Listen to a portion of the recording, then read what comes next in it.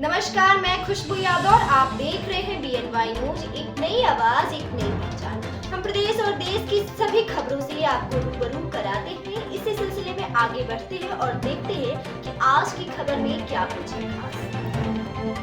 कलश यात्रा के साथ 7 दिवसीय श्रीमद् भागवत कथा का हुआ शुभारंभ। आपको बता दें, क्षेत्र के महेशपुर गांव में 7 दिवसीय श्रीमद् भागवत कथा का आयोजन किया गया। इस दौरान श्रीमद् भागवत आचार्य कथा व्यास ब्रिजेश मणि त्रिपाठी की देखरेख में कथा का शुभारंभ कलश यात्रा निकालकर किया गया।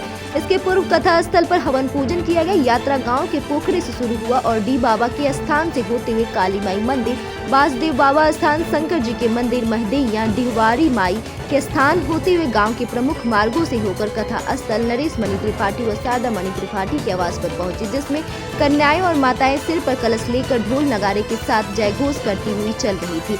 कलश स्थापना के पश्चात कथा हुई। कथावाचक ने उपस्थित श्रद्धालुओं को सर्वप्रथम इसकी महिमा से अवगत कराया।